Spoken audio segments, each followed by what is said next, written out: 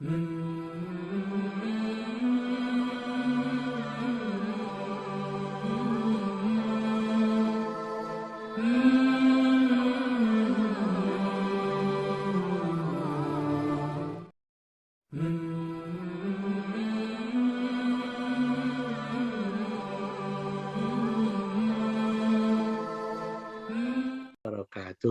Waalaikumsalam warahmatullahi wabarakatuh. Waalaikumsalam warahmatullahi wabarakatuh.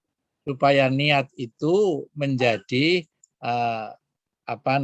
benar-benar dapat sebagai faktor diterimanya amal ibadah kita, maka niat itu harus ikhlas. Artinya ikhlas itu hanya karena dan untuk Allah semata, tidak lain. Nah, kemarin niat yang lain sudah kita bahas, yang bisa saja niat yang lain itu berbarengan dengan niat karena Allah.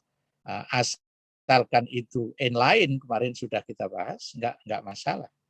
Tapi ketika itu bertentangan atau karena soal yang berbeda, maka tidak bisa digabung.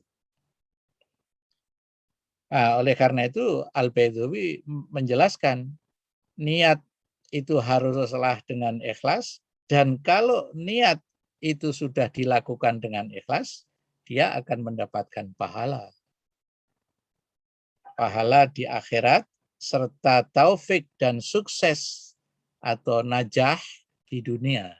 Nah, itulah. Jadi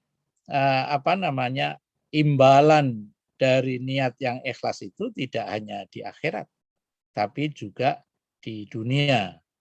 Oleh karena itu sering para kiai itu kadang-kadang kalau memberi penjelasan kepada kita, beliau selalu menyatakan kalau sudah ikhlas niatnya, tapi kok di dunia itu belum mendapatkan kesuksesan, belum mendapatkan taufik, maka kita harus segera introspeksi. Apakah sudah benar niat kita itu? Nah, begitu. Dan kalau memang nyata-nyata kita ijtihadi sedemikian rupa memang sudah benar, tapi kok belum ada kesuksesan, itu artinya Allah memutuskan yang lain.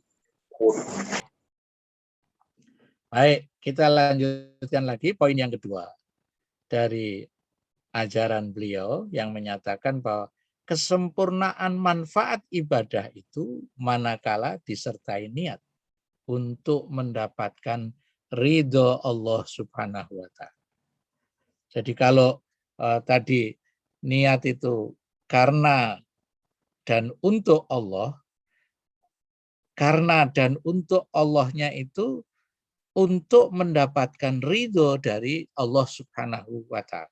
Meskipun untuk mendapatkan pahala itu boleh. Tidak ada yang salah. Misalnya niat supaya dijauhkan dari neraka boleh. Tapi yang paling tinggi, yang paling sempurna posisinya itu kalau kita berniat karena untuk mendapatkan ridho Allah Subhanahu wa Ta'ala. Jadi kita mesti memahami dari ajaran Al-Baidawi ini bahwa niat memang ada grade-nya, ada tingkat-tingkatannya. Baik, kita akan lanjutkan yang berikutnya. Ini dari As-Sa'idan, yang penjelasannya yang terkait dengan ajaran dan hikmah. Beliau akan menjelaskan kepada kita soal hubungan kita dengan setan dalam hal niat. Jadi di sini disebutkan oleh beliau begini. Maaf saya tidak terjemahkan karena supaya keutuhannya dapat kita tangkap. Beliau menyatakan begini, Hadzus syaiton min taghfilil qalbi an niyatil ma'muli lahu aula min hadhihi an taghfilil qalbi fi niyati iqa'il amal. Wah, panjang. Kita potong-potong. Setan itu punya bagian dalam soal niat itu. Jadi punya sasaran yang akan mengganggu terkait dengan niat itu. Apa yang menjadi incaran dia, incaran setan terkait dengan niat itu adalah taghfil namanya. Taghfil itu artinya sesuatu yang menjadikan kita lupa, menjadikan kita lengah, menjadikan kita tidak fokus lagi kepada Allah Subhanahu wa taala. Itu taghfil. Orang yang lalai, lupa, yang bisa jadi terjadinya karena sembrono misalnya. Itu terjadinya karena setan. Dia gangguan taghfilnya ini kita mesti memahami letak gangguan dia itu ada di hati. Taghfilil qalbi artinya membuat hati itu lengah, lupa. An-niyatil ma'muli lahu, untuk berniat karena Allah. Jadi al-ma'muli lahu itu artinya sasaran niat kita. Jadi akan dibelokkan oleh setan. Itu yang disebut dengan min taghfilil qalbi an niyatil ma'muli lahu. Itu buat dia aula, lebih utama. Kalau dia bisa mengganggu kita sebagai orang mukmin yang berniat itu, ditaghfilkan hati kita dari sasaran niat kita, itu dia akan mendapatkan bagian yang sangat bagus. Min hadhihi an taghfilil qalbi fi niyati iqa'il amal. Dibandingkan dengan melengahkan hati dari atau dalam hal niat amalnya itu sendiri. Salah satu contoh misalnya, kita ini sekarang sedang ngaji. Salah satu sasaran niat kita itu ngajinya itu. Tapi kita niat ngaji ini kan untuk Allah Subhanahu wa taala. Sasaran kita. Nah, setan memalingkan niat kita dari Allah Subhanahu wa taala sebagai sasaran niat kita itu lebih sukses dibandingkan kalau dia hanya bisa memalingkan niat dari melakukan pengajian ini, misalnya. Nah, sampai segitunya beliau menjelaskan kepada kita Al-Baidawi. Mengapa kok setan lebih senang kalau bisa menggeser, membuat kita terlena dari niat kepada Allah Subhanahu wa taala? Li'ilmihi bi an faqada anna niyata iqa'il amal yujibu butlanal amali faqat. Orang yang geser, diganggu oleh setan, niatnya ngajinya itu, niatnya ngajinya saja, itu paling-paling kalau itu sholat misalnya, hanya batal sholat. Tapi kalau dipalingkannya itu dari karena Allah, dari untuk Allah, wah itu lebih fatal. Mengapa demikian?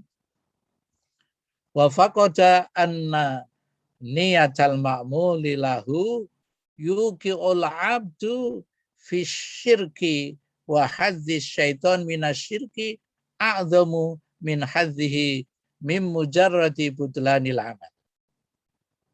Itu karena apa? Karena kalau orang bisa digeserkan gangguannya oleh setan itu tidak karena Allah.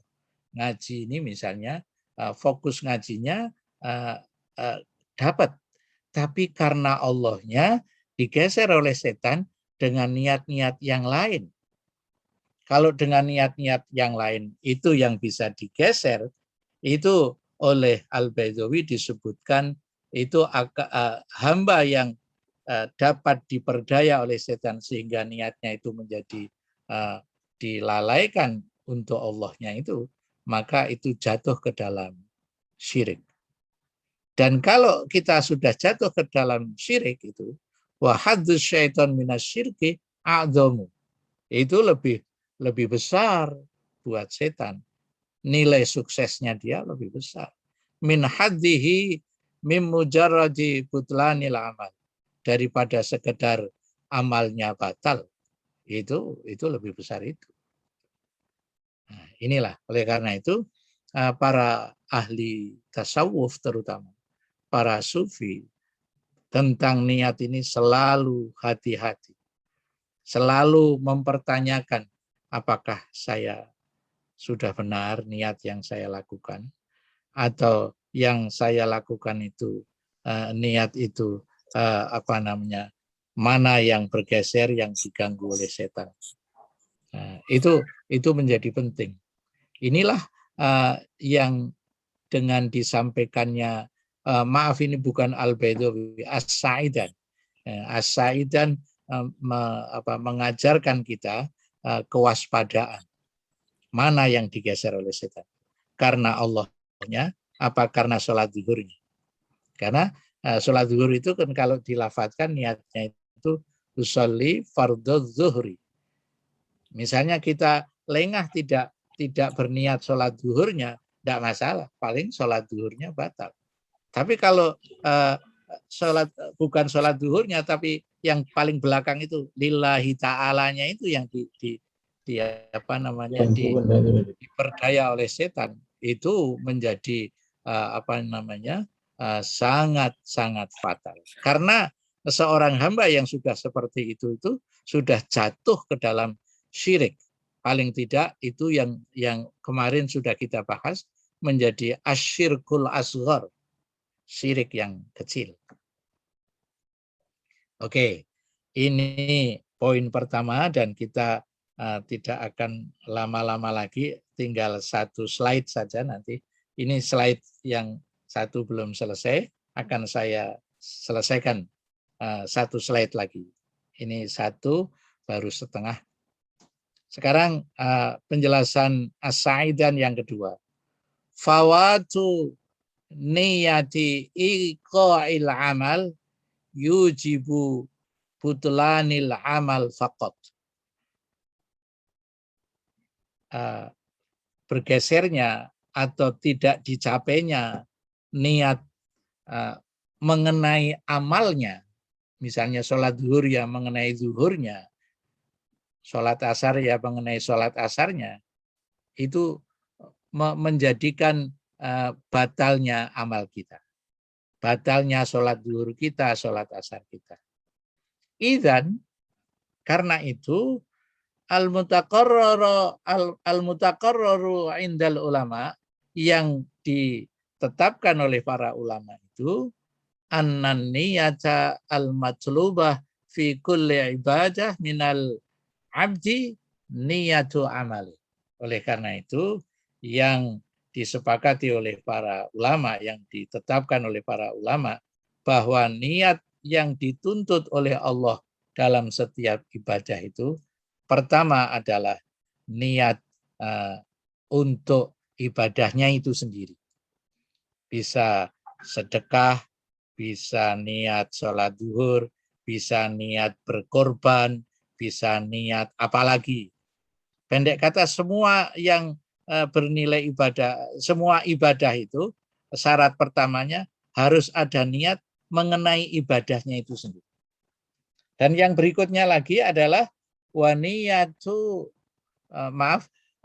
waniyatu ma'mulin lahu, dan niat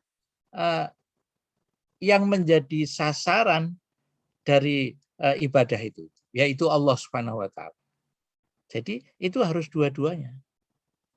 Wakilan niyataini, dua niat ini syartun, menjadi syarat fi sihhati kulli ta'abbudatina. Ini akan menjadi syarat bagi semua ibadah kita kepada Allah. Jadi jangan lupa niat ibadah itu dua-duanya harus harus ada. Jangan hanya niat sholat zuhurnya saja, niat berkorbannya saja. Tapi niat berkorban karena Allah. Nah, gitu. Niat pergi haji, jangan hanya niat hajinya saja. Niat haji karena Allah. Nah, itu ajaran yang disimpulkan oleh As-Sa'idan dari penjelasannya yang di muka tadi. Baik, selanjutnya kita akan masuk ke penjelasan menjelang akhir ini. Beliau menyatakan begini, al-mutaqarraru fil qawaid. Nah, ini artinya begini. Dari semuanya itu lalu dapat kita tarik menjadi satu kaidah bahwa an-niyatu syartun li sihhatil ma'murat. Niat itu menjadi syarat sahnya semua yang diperintahkan oleh Allah. Semua yang diperintahkan oleh Allah itu adalah ibadah. Jadi an-niyatu syartun li sihhatil ma'murat.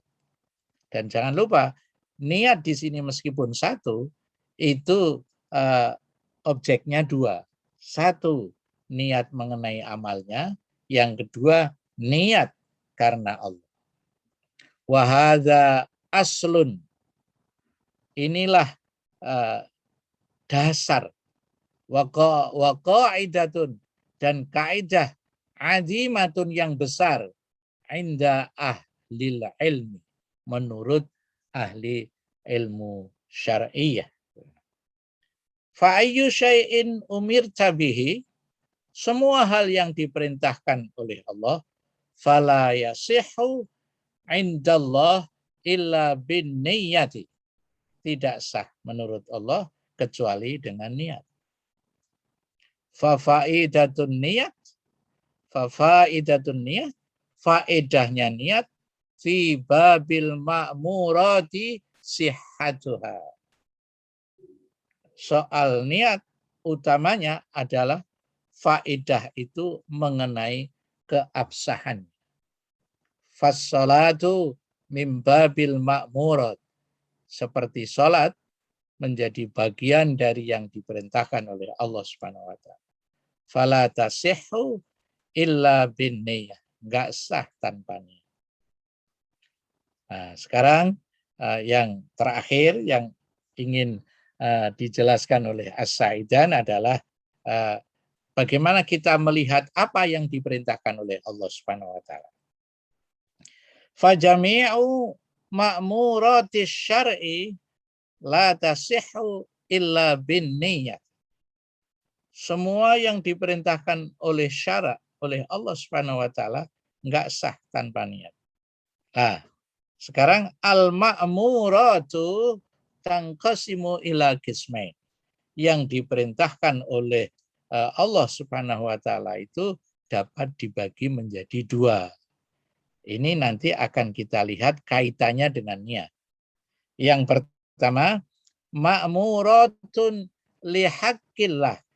Apa yang diperintahkan oleh Allah yang menjadi urusan kita dengan Allah Subhanahu wa taala. Khalison. Nah, ini Pak Khalis ini. Khalison mahdon lihaqqillah. Meligi untuk Allah Subhanahu wa taala. Kalau ada perintah yang merupakan urusan kita hanya untuk Allah Subhanahu wa taala, itu al-ma'murat yang pertama.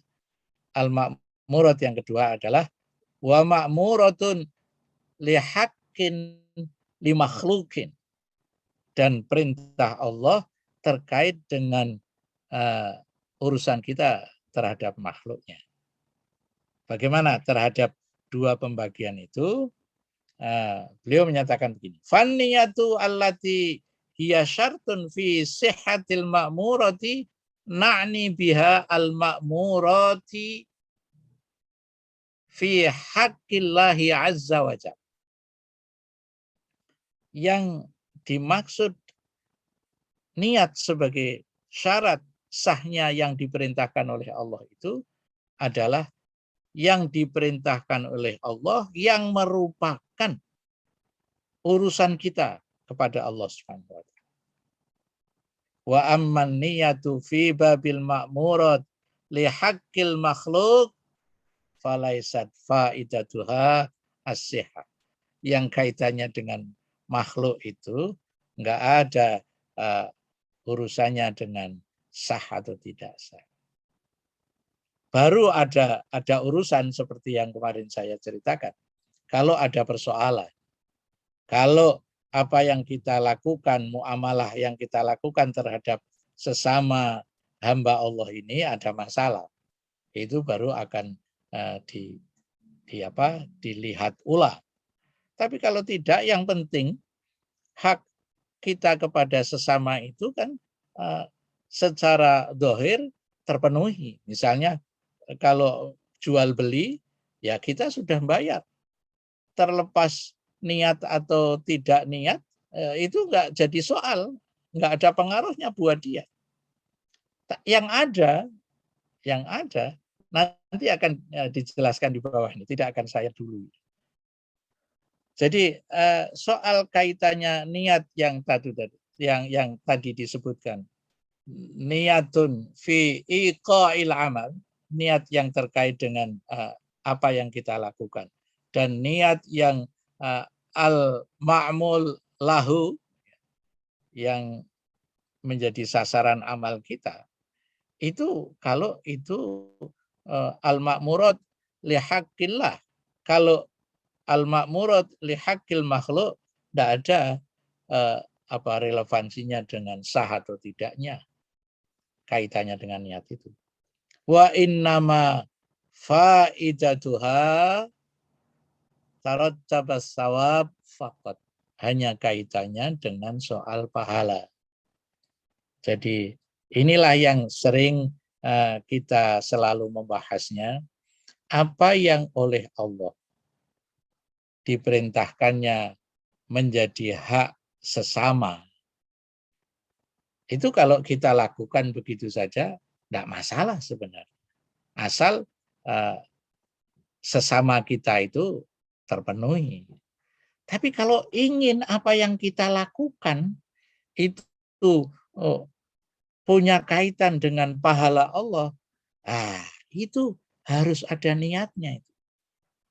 Ini saya ingat dulu ajaran Kiai Ahmad Azhar. Itu gurunya Pak Solehan juga itu waktu di Gajah Mada. Kalau saya waktu kuliah di S1 di Jogja itu, beliau menyatakan begini. Jual beli, sewa menyewa, atau pinjam meminjam apapun, itu netral saja. Sesuatu yang memang diperintahkan oleh Allah untuk membantu kepada sesama. Tapi jangan lupa, itu akan menjadi berpahala kalau kita melakukannya itu sebagai bentuk niat kita dalam tolong menolong yang diperintahkan oleh Allah Subhanahu wa taala. Nah, itulah yang membuat saya selalu ingat sama almarhum itu ya. Beliau selalu menyatakan begitu. Sayang apa yang sesungguhnya bisa menjadi jalan untuk mendapatkan pahala Allah, tapi kita lakukan begitu saja, netral saja, nggak ada apa-apa. Oleh karena itu, pesan yang dapat kita petik dari penjelasan As-Sa'idan ini adalah meski perbuatan mubah sekalipun, perbuatan yang tidak disuruh atau tidak dilarang sekalipun, Kalau kita melakukannya karena Allah Subhanahu wa Ta'ala, karena melaksanakan perintahnya, karena ingin membantu orang lain, itu bisa menjadi pahala. Oleh karena itu pula, saya sering mendengar ibu-ibu yang baik hati itu mudah-mudahan berpahala. Beliau, ibu-ibu itu selalu menyatakan begini, Anda tadi kok membeli barang dari orang itu yang jualan muter-muter di kampung itu, kenapa? Saya kasihan sama dia, supaya dia bisa makan. Masya Allah, ini sebenarnya sudah menjalankan apa yang diajarkan oleh hadis dari Rasulullah Sallallahu Alaihi Wasallam. Itu ajaran yang bisa petik, hikmah dan ajaran yang bisa kita petik dari innamal a'malu binniyat yang dijelaskan oleh As-Sa'idan. Mudah-mudahan apa yang kita kaji pada malam hari ini akan menjadikan semua yang kita lakukan itu bernilai sebagai ibadah kepada Allah Subhanahu wa Ta'ala, meskipun soal yang kita lakukan itu adalah soal yang mubah. Wallahu a'lam bissawab, wal 'afwu minkum, wassalamualaikum warahmatullahi wabarakatuh. Waalaikumsalam warahmatullahi wabarakatuh. Alhamdulillah sudah kita ikuti bersama tausiah dari kiai kita Dr. Ahmad Fadil Sumadi. Monggo, biasanya ada diskusi dari jamaah, mungkin satu diskusi karena ini sudah tadi ada sedikit error. Monggo dipersilahkan.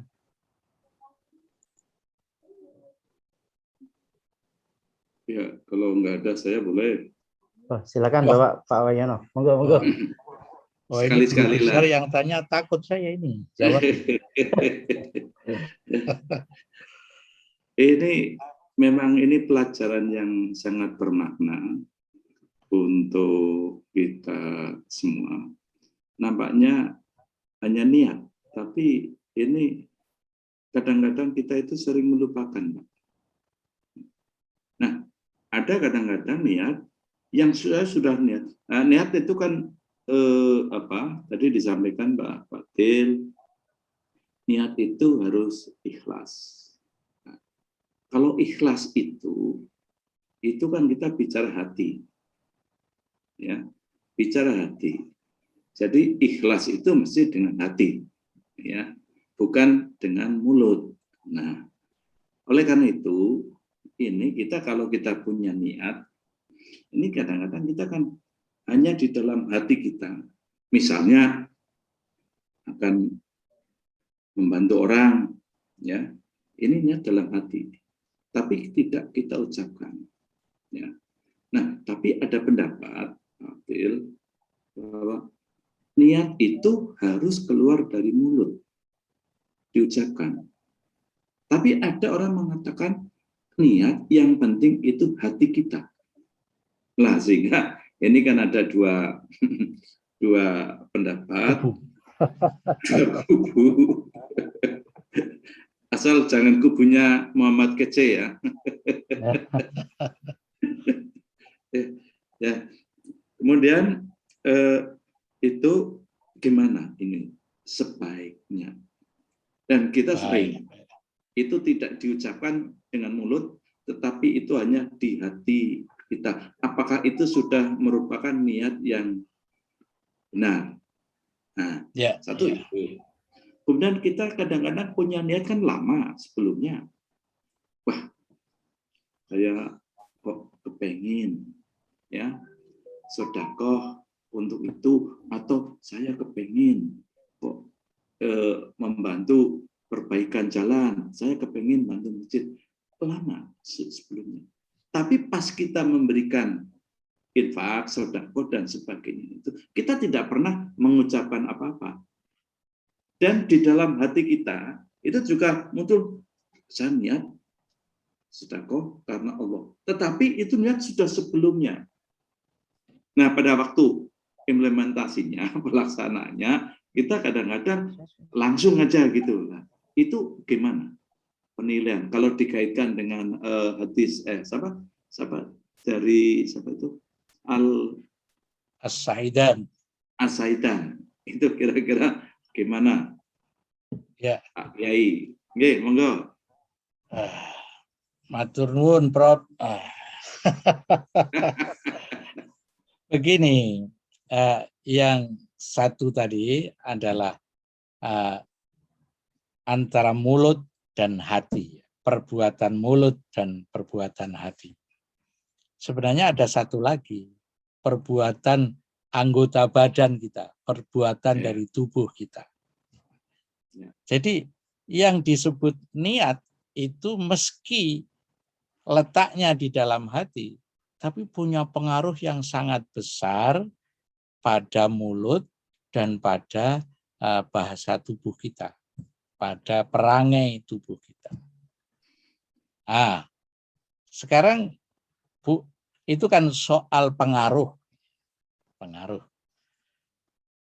Ya, sekarang soal kaitannya dengan hadis ini. Pentingnya niat yang terkait dengan hadis ini sampai mulut apa tidak? Gitu. Begini, nyaris tidak ada yang berbeda bahwa semua orang berpendapat niat itu di hati. Nyaris tidak ada yang berbeda. Yang ada perbedaan itu bagaimana ketika niat itu dimulutkan, gitu, dinyatakan secara verbal. Nah, itu baru ada perbedaan boleh, tidak boleh. Sebenarnya pengertian boleh, tidak bolehnya itu yang sepanjang yang saya pahami terutama dari penjelasan Al-Baidawi, As-Saidan, itu tidak sampai mengganggu. Tidak sampai mengganggu, mengurangi. Yang paling bernilai kan sahnya perbuatan kita. Tidak sampai mengganggu.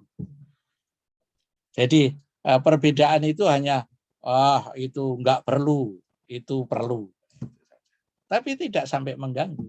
Jadi menurut saya dibunyikan di dalam mulut ya boleh, tidak ya enggak masalah. Begitu ini soalnya. Kecuali ada kaitannya dengan orang lain yang supaya orang lain tahu. Di tempat saya itu masih ini Pak Wayono, orang jual beli itu meskipun hanya jual beli itu ketika dia mau membayar, ini saya bayar ya, barangnya saya ambil ya, ini sah ya, masih dimulutkan begitu Pak Wayono di tempat saya. Itu karena hati-hatinya. Saya kira itu enggak ada masalah dengan gangguannya pada pengaruh yang mengganggu pada jual belinya. Ada juga yang orang jual beli kan, ini duitnya cukup barangnya, ini kan 5.000 loh, ini duitnya selehke, barangnya diambil. Ini enggak masalah. Nah, sekarang jadi perbedaan itu hanya bilang boleh tidak boleh saja. Kalau Allah tidak melarang, itu artinya kalau menurut saya ya boleh-boleh saja, tidak mengganggu sahnya suatu ibadah. Sekarang yang tadi penjelasannya agak panjang, yang pertanyaan kedua tadi, permasalahan kedua yang dikemukakan oleh Pak Wayono ini, yaitu soal bagaimana kalau saya itu sudah niat lama. Kalau di dalam bahasa hadis ini yang lama itu tidak disebut, yang dilakukan jauh sebelum dilaksanakan itu tidak disebut niat Pak Wayan. Itu disebut rencana. Yang bahasa Arabnya disebut dengan azam. Rencana. Jadi saya berencana akan mengeluarkan infak untuk masjid karena kubahnya harus ganti misalnya. Itu rencana yang di dalam bahasa Al-Qur'annya disebut dengan azam. Dan kalau sudah azam begitu, Pak Wayono, itu ajaran dari Al-Qur'an itu jangan lama-lama. Jangan lama-lama. Karena kalau istilah politiknya masuk angin ini nanti. Masuk angin. Masuk angin. Kalau sudah masuk angin, itu bisa tadinya mau 10 juta menjadi 2 juta aja. Wah, kan. Makanya ada hadis yang lain, badiru bil a'malis sholihah. Segeralah dalam hal Anda sudah merencanakan untuk melakukan yang baik. Itu segera. Karena bisa masuk angin. Nah, kemudian bagaimana kalau ketika dijalankan lagi itu tidak ada niat? Sekali lagi, lalu berlaku apa yang tadi saya katakan. Dinyatakan juga tidak mengapa, tidak dinyatakan juga tidak mengapa. Tapi kalau kita menjadi panitia, itu saya selalu di masjid itu bilang, ini niatnya ditulis supaya nanti bisa dibaca. Itu murni persoalan pendidikan dalam memahami niat. Karena meskipun itu perbuatan hati, tapi kalau tidak dididik bisa enggak pas niatnya. Oleh karena itu sesudah itu misalnya soal zakat, saya selalu menyarankan Pak Solehan itu dicatatkan mereka itu yang menerima zakat itu untuk mendoakan. Nah, sementara yang menyerahkan itu menyatakan niatnya, yang menerima itu mendoakan untuk yang berzakat. Itu menurut saya ini justru nilai keutamaannya itu di soal pendidikan, bukan soal sahnya zakat. Nah, demikian Pak Wahyono. Ini sebenarnya Pak Wahyono ini menginspirasi kita semua supaya detail-detail yang kita bahas ini makin jelas. Terima kasih Pak Wahyono dan Bapak-bapak semua, mudah-mudahan ini satu lagi, kali ini ya. Kalau begitu berarti kalau kita sholat itu niatnya dalam hati sudah cukup. Bisa. Cukup. Tapi dibunyikan juga nggak apa-apa. Ada kiai yang ekstrim. Kalau tidak dibunyikan itu sholatnya tidak sah. Karena apa? Nah, niat itu harus diikrarkan kan gitu. Harus diikrarkan. Ini ada kiai yang ekstrim gitu loh. Itu saja namanya ikrar niat, bukan niat itu sendiri. Sebenarnya dari yang beliau katakan itu ikrar, itu pernyataan. Pernyataan itu bukan soal niatnya. Ini kan pernyataan niatnya, bukan niatnya itu sendiri. Niatnya tetap di dalam hati. Wah, ini kali ini banyak diikuti ini dari Sulawesi Tengah ada ini, dari mudah-mudahan kita semua ini Alhamdulillah. Pengajian ini makin punya makna buat saya dan juga buat semua yang mendengarkan sehingga memudahkan kita mengamalkan ajaran Allah Subhanahu wa taala. Amin. Terima kasih semuanya. Cukup, ya, Mas Antoni? Yes, alhamdulillah. Malam ini walaupun lebih ya, lebih karena tadi di awal ada sempat gangguan. Biasa pengalaman kalau pertama. 1 jam kalau lewat Zoom itu 1 jam nggak terasa. Kalau setengah jam malah terasa masih kurang. Saya gini sampai jam 9 pun nggak terasa. Tapi kalau di masjid itu setengah jam itu sudah gimana ya? Gitu. Ngolet ya Pak. Ya karena subuh. Setengah jam itu sudah. Matur nuwun. Alhamdulillah setelah kita ikuti bersama tausiah serta diskusi yang menarik pada malam hari ini, semoga dengan acara tausiah diskusi malam ini bisa istilahnya apa ya, mengupdate pengetahuan kita tentang awal sebuah ibadah, yakni niat. Terima kasih atas tausiahnya dari Bapak Kiai Haji Ahmad Fadil Sumadi dan para pemirsa Zoom semuanya.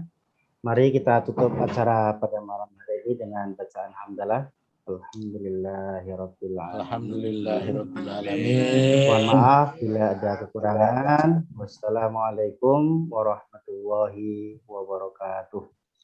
Waalaikumsalam warahmatullahi wabarakatuh.